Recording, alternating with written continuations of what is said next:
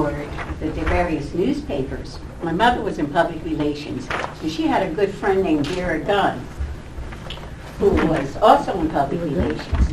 And I started taking my first photograph. I did take my first photograph on the beach of Atlantic City, which they used to call Chickamauga Beach, on Sarah Vaughan and Carmen McRae. And they used to take care of me every day. They were laying on the beach asleep, and I took a photograph of them with my little brownie camera, and I still have that photograph today. Wow. And, you know, as time went on, I still kept taking photographs. And the main thing is, like, she always introduced me to everybody. She gave me tons and tons of books to read. So I was always reading about politics and entertainment, etc. So when I met people, you know, I could feel comfortable about speaking with them and speaking to them. So as a result, Vera Gunn said, listen, you got a good eye. She said, you know, you need to go to some of these newspapers and put some of your articles in. So I said, okay, that sounds like a good idea. So what I would do is after I took the photograph, I would write a little cut line, and I would take it to the papers, and some of them would pick it up, and then some of them wouldn't. But eventually, I started writing the story to accompany the photographs. And she taught me how to write. You know, all you have to do is include the who, what, where, when, and why. Number one. Number two is you must be, you must have to be loyal to your people. You can't go around and spread bad news. So that was one of the things I did. Every article that I wrote was about good people and something good about whatever they were doing. I never wrote anything negative about anybody. And with me being a freelance person, I could choose my subjects. I could choose what I wanted to do. I knew a lot of entertainers, so I would follow them around and do little stories and cut lines on them. And when they got bored with them, I would go around politicians and hang with them, because she started taking me to the Congressional Black Caucus when I was about 15 years old, so I knew a lot of politicians. So we were, every year, you know, we were invited to Washington, D.C. And as a result of that, that enabled me to, you know, like, meet a lot of people. And like I said, you have to be, like I said, loyal, you know, to your people. That way you're invited to private parties, because you know that you're not going to be talking about what was going on if it was something going on negative. You don't want to go around and spread people's business. So that's number one. Number two is I would always send them a photograph after I took the picture, you know. So therefore, you know, they would, and plus write the story. So therefore, you know, they would come and always call and invite you, you know, to different, you know, events. Now, I'd like to point out some of these and how I happened. Like I said, I would always pick my subjects. This article is about the blacks in the Republican Party. Well, a lot of people don't know that Frederick Douglass started the Republican Party. That's right. Okay? So, therefore, you know, I mean, I'm ashamed now almost of being a Republican, but this man right here was the founder of the Black Republicans. And I was invited to the in 92, I was invited to the Republican convention in Houston, Texas. And Black Republicans got together there, and at that time Bush was the president. And we had a breakfast for Barbara Bush. Let's see. Okay. Workshops gives men health tips. I was very good friends with this woman, Dr. Bridges White.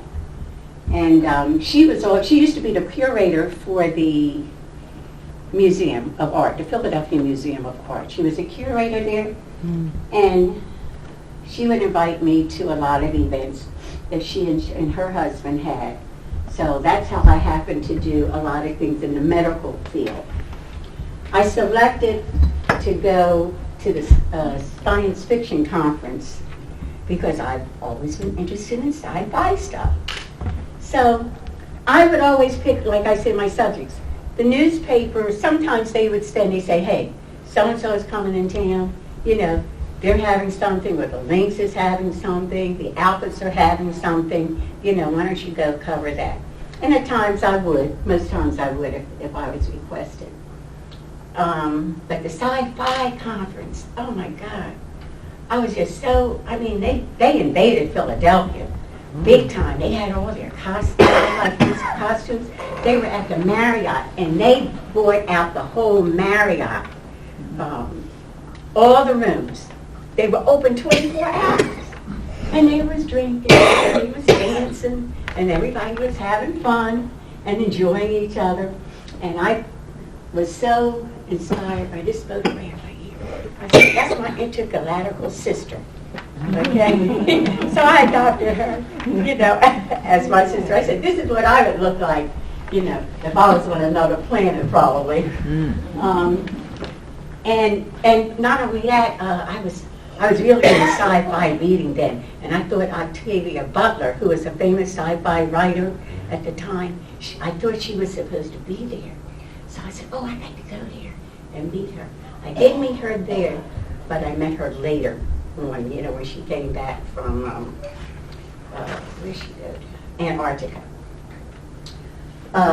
Debbie Allen, always loved Debbie Allen, fabulous entertainer. When she came in town, you know, I had to do a story on her because she had just written a book, you know, for kids. And I thought that was like very interesting. Let's see. Oh, Coltrane. We're always talking about Coltrane, right?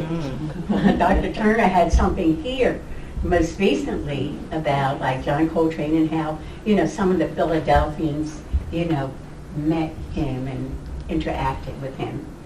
And I was a part of that. Now this photo right here, this is when I kind of changed. I changed my scope. Okay, I wanted to do something different. Okay, so I met these guys. They had just gotten out of prison.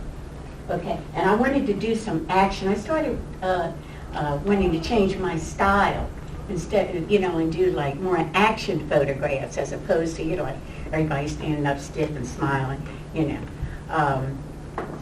So I did this story one day when they were like walking in the canyon. Like I said, they had just gotten out of prison, and they were, you know, trying to start a record company. So I said, oh, here's some young men. You're trying to do something, you know, with their lives, something positive. So let's go there. I said, but let's be natural, you know. So their title was Death Before Dishonor. So my style, I said, changed then. Then I started going into, oh my God, abandonments, because at that time the abandonments was like taking over Philadelphia. And I said, my goodness, what are these people doing out here? You know, so I had to document that history. Thank goodness we passed that. But just to, okay.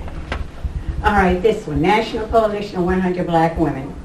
Of course, that's when I said, you know, I was friends with most of the political ladies, like Councilwoman Augusta Clark. I did her campaign photographs, and she would always invite me to come wherever she was speaking. Oh, the art. You know, of course I've been around art all my life too. And they used to have an art expo before the Leopora Center, which is probably what you all remember, the art expo. Before that, it was at the Marriott. And when it was at the Marriott, it was fabulous. Okay, the artists loved it. And then I got into sports. I started following all the sports people. Okay, so we lived around the corner from Al Lee. And the first photograph, his uncle, you know, made sure that I was at all of Al Lee's events, you know, private events. And the last one that I remember going to, he was having a surprise birthday party for his then new wife, Belinda. And it was only about 10 people at the house, and his gift was to bring Johnny Mathis to the house because that was his wife's favorite singer. And he was performing at a club called the Latin Casino. Ooh. So that was, you know, like a big treat for her. Plus, it, you know, enabled me to have good news. I didn't put it in the paper. I don't remember putting it in the paper, but I did take photographs of it. Yeah, that's before I started really putting articles in the paper. This article here is about Harry Belafonte, on and on, moving on. You know, I became the curator for the Marian Anderson Museum. And Harry Belafonte was one of the award recipients. And he came to the house. And we had sort of like a ribbon cutting ceremony. So he and his wife, you know, and some other dignitaries came to that.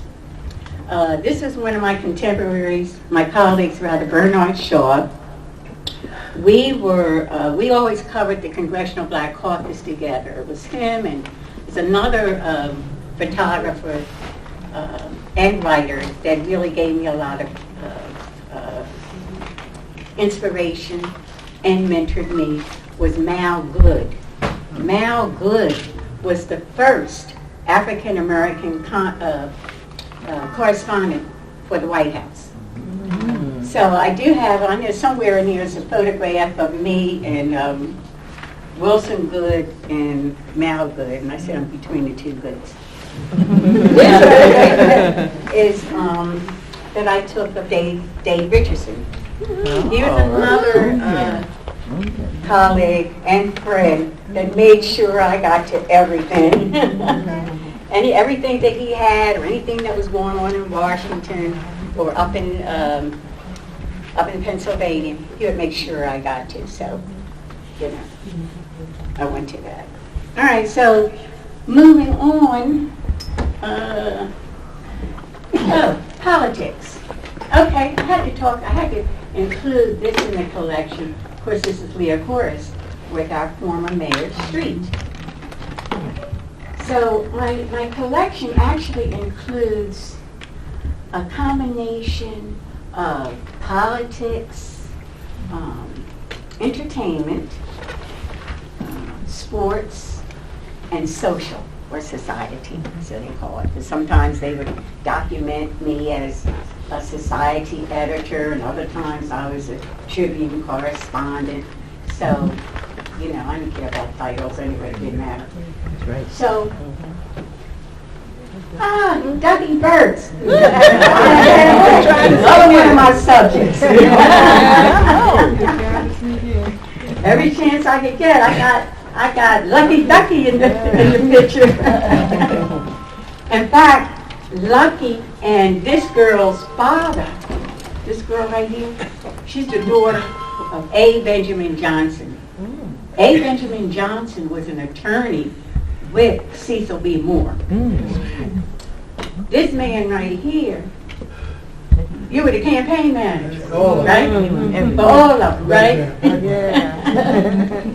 So I go, you know, like way back with him.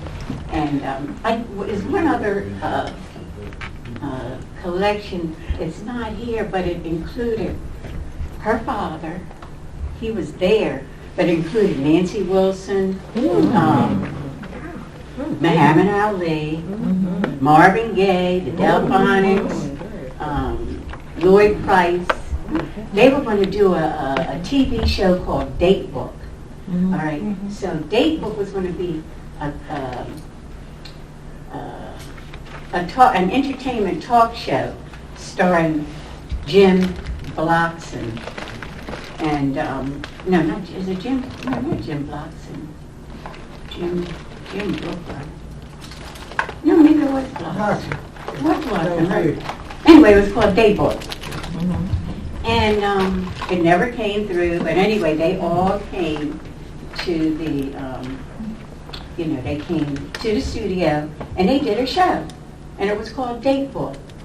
And they were doing a pilot, And we were hoping that it would be a continuous, show, but back then, it was very, very difficult for African Americans, to break into, to break into, the broadcasting communications industry. But overall, see, they don't have the collection out here. I was going to say that somebody picked out something that I could just talk about. That. What?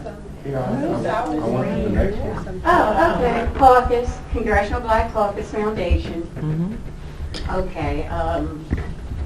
Oh yeah, another woman. This woman right here, Terry Williams. She was another one that made sure that I got to like the Essence Awards. That was in New York, and then later on they started building the Essence Cultural and Heritage Festival in New Orleans. So at that time, I was, like invited to cover, those shows. But this particular program was about women. 1,000 women gathered from all over the nation. And that's when we were trying to empower our country and empower our men and empower our young people. Let's go to the next one. Let's see. What's this? Oh, the links. Okay. The links was always doing something social. So that was another woman. She was married to Kim L. Dawkins. And Kim L. Dawkins was, at that time, a very famous contractor, one of the first black contractors here in Philadelphia. And she was a part of the Links and Coalition of 100 Black Women. And anytime, there was a program, like I said, that I felt inspired to do, being a freelancer and not on anybody's staff, I was able to, exercise my freedom, because that's important. They've got to be free. So, that was that, okay. That was another gentleman that made sure that I got to everything. That's the late Senator Hardy Williams. All right. Everything that I did, he came and supported, and everything that he was doing, I went to and supported. Let's see, here we were having that was another thing. I started into with Dr. Paul Brown, but he's now living in the Philippines. But anyway, he had his store. He was one of the first herbalists here in Philadelphia. Okay, that started practicing holistic medicine, real holistic medicine. Paul Brown Bodis. Yeah, he was at 11th and South. No, but he started out on Lancaster Avenue. And then he was in Germantown. And then he was in Dr. Lomax's medical building for a long while. He and Dr. Burton. And then he moved down to South Street. And then he said, I got to get out of here. Because they were trying to stop everything. They didn't want black people or African Americans to practice this holistic medicine. They felt as though they were taking it away from the medical field, but in actuality, they were trying to complement each other, because holistic medicine is to complement, traditional medicine. So, anyway, he's no longer, Borrow's Ball, trip to Wonderland. Okay, another social event. Next one. College Fund. One of my mother's pet charities was the United Negro College Fund.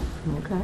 I went to their mass ball last week, and I remember she had, I guess it's been like 50-something years ago now, she had the first, they used to call it the Citizens Selection Committee, and They awarded people like Judge Raymond Pace Alexander. So you might not know who he is, but he was one of the fathers of the civil rights movement, along with his wife, Sadie Alexander, who was the first African-American woman to graduate with a law degree from the University of Pennsylvania. So that was one year they got an award, and another year the award was given to Henry Parks. Henry Parks was the founder, an African-American founder of Park Sausage. More Park Sausage, Mom. You know, so that I remember the United Negro College Fund, and I still have the letters and canceled checks and articles from United Negro College Fund, which is still my pet charity, or charity of choice, I should say. More political stuff. Sonny Hill. Sonny Hill. Everybody know about Sonny Hill's basketball. And, you know, so he was always a good subject to write about. And he held an event for all of the black female ushers, Baptist ushers. And another fundraiser. So, but anyway, that was good. Oh yeah, I love this. Nobody loved anthropology like I like. I'm excited about anthropology like I am about science fiction. And to know that there were so many black anthropologists out there in the world, and they converged here in Philadelphia at the University of Pennsylvania. So that was one of my choice subjects to write about and to photograph. Okay, and Sam Evans, one of my mentors. Oh my goodness. And gentleman on the right, he was president of the Caldwell Jewelers. Anybody remember Caldwell Jewelers? Yeah. They were one of the most famous elite jewelers in Center City. They were like right across the street from John Wanamaker's. Yes. Anyway, this picture was taken because the gentleman, first lady is Ethel Barnett. Okay, she was the first African-American Secretary of State. And no, I'm sorry, not Secretary of State. Civil Rights, Secretary of Civil Rights for the state of Pennsylvania. The gentleman next to her was, I can't think of his name now, it's there somewhere, but he was the curator and director of the Pope's Museum at the Vatican. And Alan Dustin? yeah, that's his name, Alan Dustin. Yeah. And he's now in California, but at that time he was there. But anyway, this picture I donated to them. I had a coin that I had purchased years before of the first black assistant to the Pope. And he was from Boston, and he died in 1900, and this was taken in 2000, and that was the 100th anniversary. So I donated this coin to the Vatican with the help of, what's the gentleman's name? The president of, on the right, president of Caldwell Jewelers. John Hunter? John Hunter. Yeah.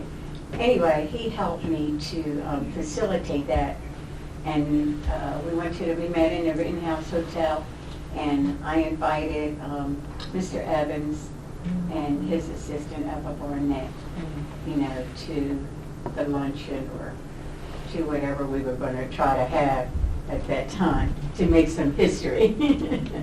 So that's what that photograph is about. And that gentleman right there, Samuel L. Evans, he's a whole story. Yeah. in Yeah. itself. Yeah. And this is another picture of me following around the doctors and doing things, at the medical conference. And like I said, was some picture that we had here of Dr. Charles Bridges' wife. And their son was the first cardiologist for the University of Pennsylvania. He's on the right. Okay. But anyway, they would meet every year, and they would have a social function after, their official program. And I was invited to do that in the photograph. Okay. And, Andrew Turner. Oh, it's my boy. Oh, yeah. Yeah, I was so sad when he passed, because that was my boy. We used to kind of hang out a little bit, and he used to always have his event. He always was at the Art Expo when it was at the Marriott Hotel, and I don't know if he went. I think he might have died before they started having it at the Via Chorus Center. No. Yeah. I saw some of his stuff there. He might have It was, been, but I don't. his stuff might have been Okay, there, but stuff he was was there. there. Yeah. I don't know whether he was there, but he was there. So anyway, when he passed, whoever was doing whatever they were doing, he asked me to do an article, which I had no problem doing because I loved him. And I knew Dr. Turner has some stuff around here, Andrew Turner. I know, I've seen some. Yeah. It's on site right now, but we have some money. Okay.